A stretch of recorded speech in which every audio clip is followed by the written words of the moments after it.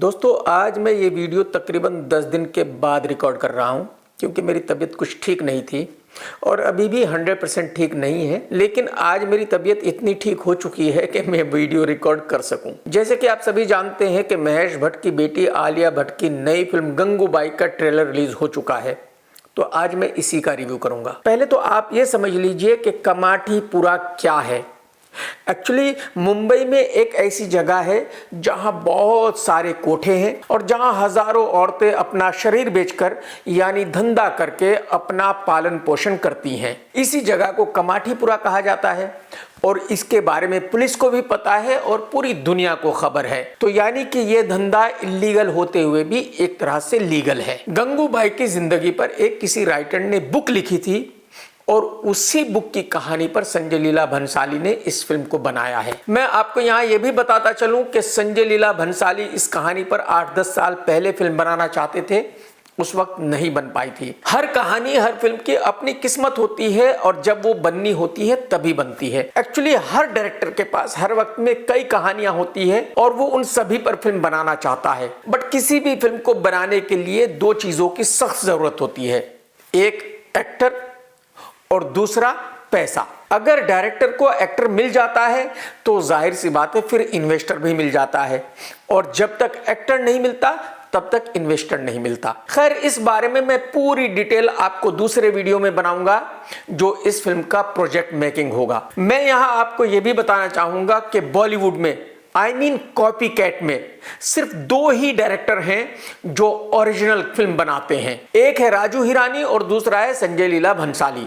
राजू हिरानी का तो आज तक का 100% रिकॉर्ड है, उन्होंने जो भी फिल्म बनाई है वो सुपर हिट ही रही है। लेकिन संजय की कुछ फिल्में फ्लॉप भी हुई है। जाहिर सी बात है हर बार एक हिट फिल्म बनाना मुमकिन ही नहीं है।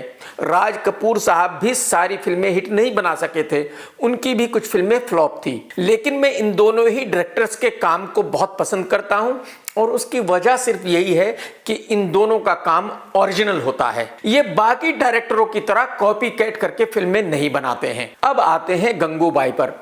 तो ये हकीकत है कि कोई एक आदमी गंगूबाई को किसी गांव से भगा कर ले आया था मुंबई में और जबरदस्ती उसको धंधे में धकेल दिया था। और फिर एक वक्त ऐसा भी आया था जब गंगूबाई कमाठीपुरा की बॉस बन गई थी। वहां वही होता था जो गंगूबाई कहती थी। गंगूबाई बड़े बड़े पॉलिटिशियंस को टक्कर देने लगी थी, लेकिन एक अकेली औरत जो जिस्म फरोशी के धंधे में हो ये सब कुछ नहीं कर सकती थी। गंगूबाई की सबसे बड़ी ताकत थी उसका भाई करीम लाला। अब आप पूछेंगे कि भाई ये करीम लाला कौन था? तो करीम लाला मुंबई शहर का पहला अंडरवर्ल्ड डॉन था। मुंबई शहर में करीम लाला का वो डर था कि जो करीम लाला कह देता था वही होता था। किसी की औकात नहीं थी उसकी बात को काटने की। गंगूबाई ने करीम लाला को अपना भाई बना लिया था, तो जाहिर सी बात है पूरे मुंबई शहर में गंगूबाई का उतना ही डर था जितना करीम लाला का, क्योंकि करीम लाला एक पठान था जिसको जबान दे दी तो दे दी, जबान से कभी मुकरता नहीं था। तो जब गंगूबाई को करीम लाला ने कह दिया था कि तुम मेरी बहन है, तो फिर मुंबई शहर में किसी की औकात नहीं थी कि वो गंगूबाई की तरफ नजर उठाकर भी देख सके। तो बेसिकली फिल्म की कहानी यह है कि भाई एक लड़की को बेवकूफ बनाया गया, उसको भगाकर मुंबई लाया गया, उसको जबरदस्ती जिस्म फरोशी के धंधे में धकेला गया। वो गुंडे मवालियों के खिलाफ लड़ी, जीती और एक दिन कमाठीपुरा की बॉस बनी। ये कहानी एक लड़की के स्ट्रगल की कहानी है, बुराई पे अच्छाई की जीत की कहानी है। तो मेरे ख्याल में ये एक इंटरेस्टिंग कहानी है। अजय देवगन साहब इसमें करीम लाला का रोल अदा कर रहे हैं। मेरी समझ में ये नहीं आया कि संजय ने उनको ऐसी ड्रेस क्यों दी है, क्योंकि आज तक मैंने जितने भी करीम लाला के फोटो देखे हैं उनको हमेशा ही पठानी सूट पहने हुए देखा है। तो मेरे ख्याल में अगर अजय देवगन इस फिल्म में पठानी सूट पहनते तो ज्यादा बेहतर लगते। आलिया ने अपने रोल को अच्छे से निभाया है और अच्छी एक्टिंग की है, बट मेरा कहना यह है कि डायरेक्टर संजय का कमाल है, आलिया का कमाल नहीं है। आलिया की जगह कोई भी होती वो उतनी ही अच्छी एक्टिंग करती जितनी आलिया ने की है, या बल्कि इससे ज्यादा अच्छी करती, क्योंकि संजय वो डायरेक्टर है जो किसी से भी एक्टिंग करा सकता है। मुझे पर्सनली ऐसा लगता है कि आलिया भट्ट की कास्टिंग 100% करेक्ट नहीं है, क्योंकि आलिया की कदकाठी एक औरत की तरह नहीं है। आलिया आज भी बच्ची लगती है। अगर आलिया की जगह दीपिका होती तो मजा आ जाता, क्योंकि जब दीपिका किसी को मारती तो लगता कि हाँ भाई, दीपिका में वो ताकत है कि किसी को भी पीट सकती है, किसी को भी धमका सकती है, किसी को भी डरा सकती है। मैं कहता हूं अगर आलिया की जगह विद्या बालन भी होती तो भी मजा आ जाता, क्योंकि मैं ऐसा समझता हूं कि ये फिल्म संजय लीला भंसाली की फिल्म है।